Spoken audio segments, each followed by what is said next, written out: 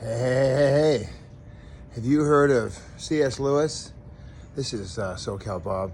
Mere Christianity. I've had this book for a couple of years now, probably almost 50.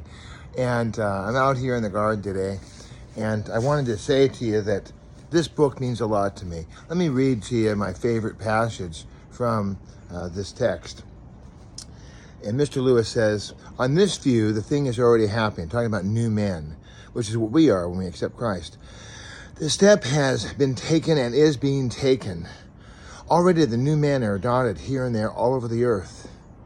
Some, as I have admitted, are still hardly recognizable, but others can be recognized. Every now and then one meets them.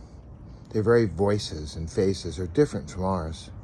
Stronger, quieter, happier, more radiant. They begin where most of us leave off. They are, I say, recognizable, but you must know what to look for.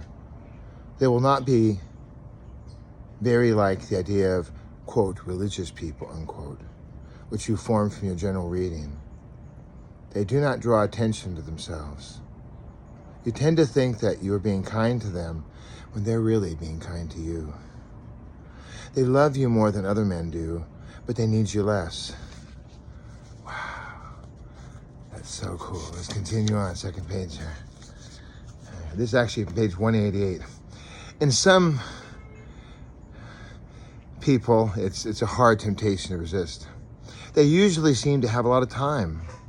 You wonder, where does it come from?